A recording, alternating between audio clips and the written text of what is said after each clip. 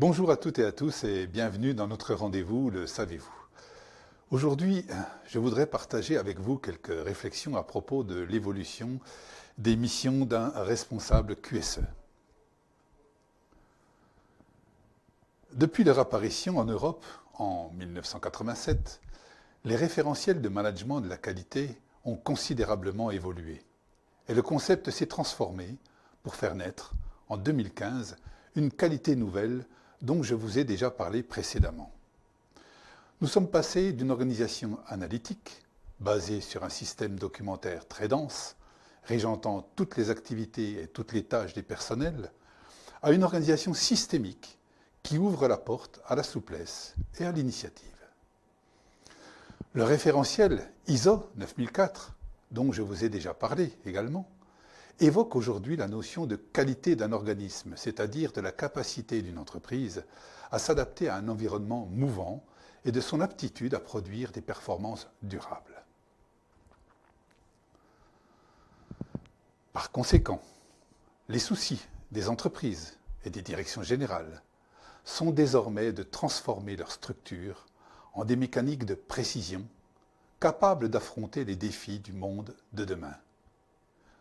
La personne la mieux placée pour assurer cette transition vers le futur est le responsable QSE, pour peu qu'il ou elle accepte de remettre en question son rôle traditionnel, hérité du passé, celui de gardien du système documentaire. Ne parlons plus de qualité, mais de management de la performance globale et durable, comme cela est demandé dans les dernières versions des référentiels ISO 9000, 9001 et 9004. La performance durable demande de l'innovation, de la souplesse, de la complexité. Cela sera rendu possible par une plus grande implication des personnels, générée par une meilleure qualité de vie au travail. Ce sera possible également par une meilleure communication entre les processus, engendrée par une écoute et une satisfaction des clients internes. Le responsable QSE doit devenir l'agent de l'évolution, celle ou celui par qui le changement arrive. Pour cela, il ne doit plus travailler avec ses petites mains, mais faire travailler les autres.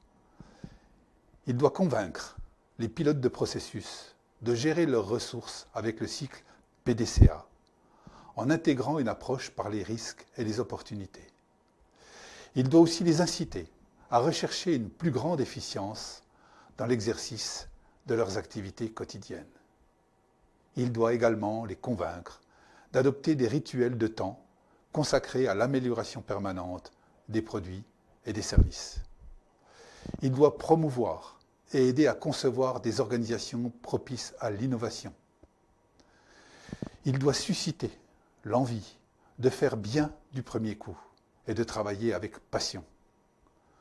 Le nouveau responsable QSE a deux interlocuteurs.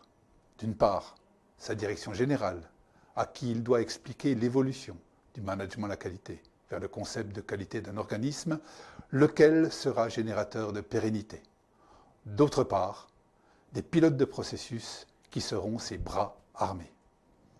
Ceux-ci, lorsqu'ils seront dotés de vrais pouvoirs de décision, sont leurs mandataires, et lorsqu'ils seront convaincus de l'intérêt d'utiliser ces nouveaux outils, ils en deviendront les meilleurs ambassadeurs auprès de leurs coéquipiers.